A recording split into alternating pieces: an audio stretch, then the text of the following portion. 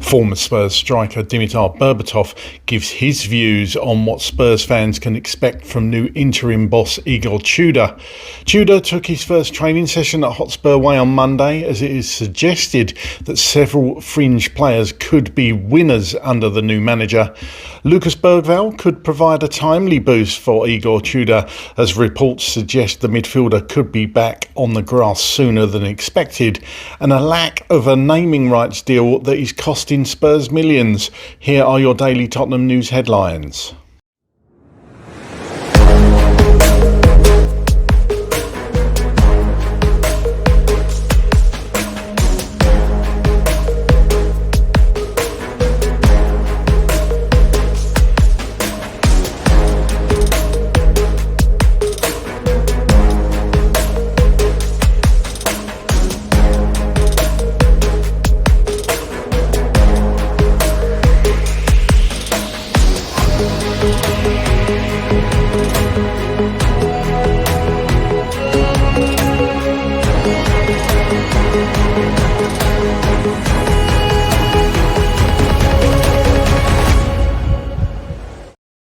Hello, welcome back to the channel. My name's Craig and here are your daily Tottenham news headlines, where I'll be going through all the latest news, rumours and reports. If you're watching on YouTube and are not already as yet subscribed to the channel, please consider doing so. Like, share and comment below. And if you're listening on an audio platform, please do hit that follow button and leave a review if you can. And finally, please make sure you turn on that notification bell so you get notified whenever we go live or upload a video to the channel. Okay, let's get into it. Gimme Sport report that former Tottenham striker Dimitar Berbatov's previous comments on Igor Tudor have revealed what supporters can expect from their new manager, with many fans unsure of what he will bring considering his lack of experience in the Premier League. Tudor has managed a handful of former Tottenham players during his career, but not too many. One notable star he's worked with previously is former striker Berbatov, with the duo spending time together at PAOK in Greece. Berbatov stated he is hungry to work, and it shows in his approach to the tasks at hand, in the way he conducts training sessions. His methods feel closely to the typical Italian style of coaching that is only natural when you consider he played for Juventus. Spurs fans might be interested to hear about Tudor's style being typically Italian, especially considering Antonio Conte was at the helm not too long ago. Tudor went up against Spurs in the past, losing both of his encounters against the North London side. Spurs and Marseille went head-to-head in the 2022 in the Champions League, with Spurs winning both games in the group stage.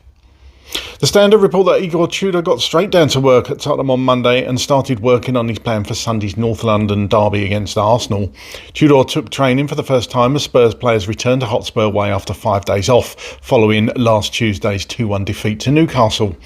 After being granted a work permit, Tudor flew to London with his agent Anthony Serek on Sunday and addressed the players for the first time on Monday afternoon. He then led his first session, as Spurs players have been left in no doubt that the hard work has started as they bid to pull away from relegation danger, with it made clear that Tudor will bring intensity. The squad are said to have become bored with Frank's training sessions, with sources claiming they were slow and overly tactical.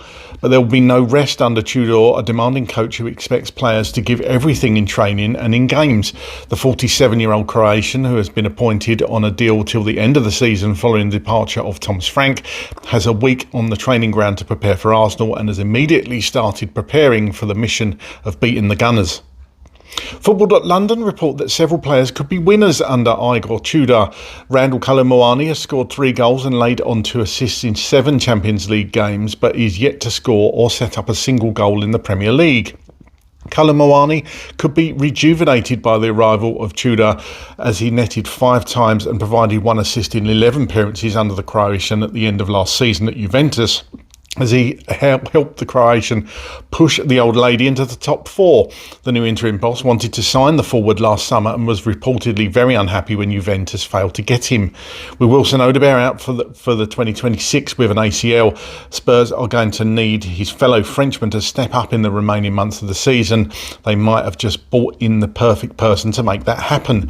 Matisse Tel could become much more important to Tottenham after being pretty much discarded by Frank for much of the season, and Tudor should help try to tap into the younger Frenchman's hunger to impress. The main thing for both Tell and Kalumwani is that they may need to adapt to a number 10 role, as the width in Tudor's teams comes from the wing-backs. His 3-4-2-1 formation employs two number 10s behind the striker, which should get the best out of Javi Simmons, but it might take some adapting for the two Frenchmen. Either way, Tell should at least get plenty more game time than he did under his previous boss. Frank was yet another manager Yves Bissouma failed to impress and fall foul of during his time at Tottenham. With the Dane and his predecessor Ange Postecoglou, it was timekeeping as well as some other more dubious activities that saw him suspended from club duty.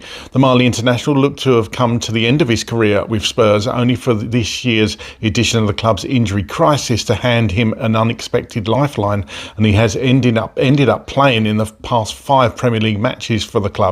Bissouma gets a fresh start under Tudor, and the Croatian might just decide the 29-year-old is his best option in the centre of the pitch when he is trying to prove a point and impress a new manager. Tudor's predecessor might point towards the incidents that marked exactly those early moments with them. If the experienced midfielder can find some consistency, as he did towards the end of last season in Europe, then it could be crucial to Spurs veering away from trouble.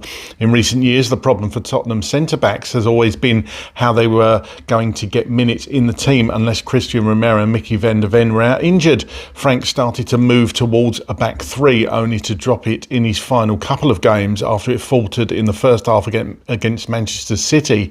Sticking with it in those later games after it might prolong his time at Spurs that little bit longer. Now Tudor is coming in with a 3-4-2-1 formation, and that opens up the doors for various centre-backs to get game time even when Romero returns from suspension.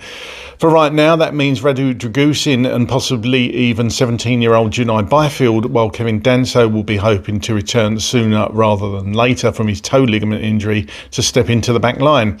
It could also mean that midfielder João Palhinha getting further time in defence, or Archie Gray on the right of a back three when Pedro Porro returns at right back. Either way, someone should be getting more game time in defence.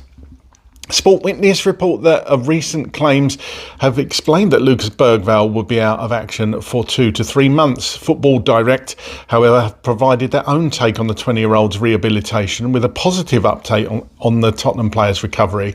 The Tottenham player wore a protective boot after going under the knife. According to the report, he is no longer wearing that now, and this is certainly a positive update.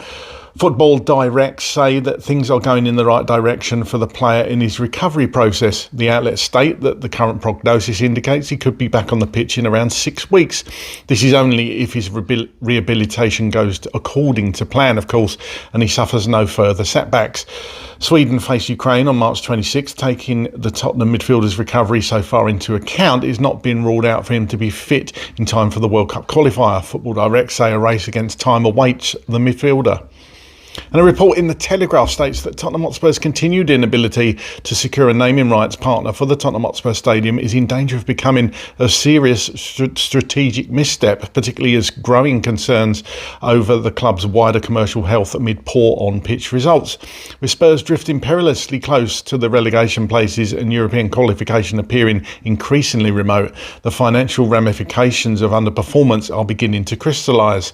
Reports suggest the club's failure to land a high-value naming rights agreement for their £1 billion home is intensifying fears of a sharp commercial downturn, one that could prove deeply damaging.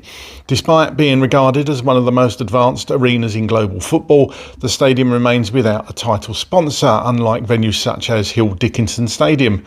Industry experts believe the absence of such a deal could be costing Spurs tens of millions of pounds. Commercial sources indicate that simply missing out on European competition would result in substantial bonus reductions within existing sponsorship contracts.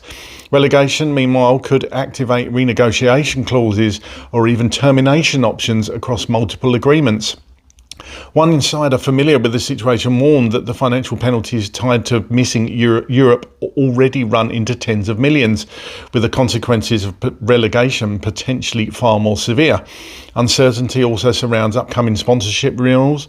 A significant long-standing partnership is due to expire at the end of the current season, while the club's front of shirt agreement with AIA Group runs until 2027.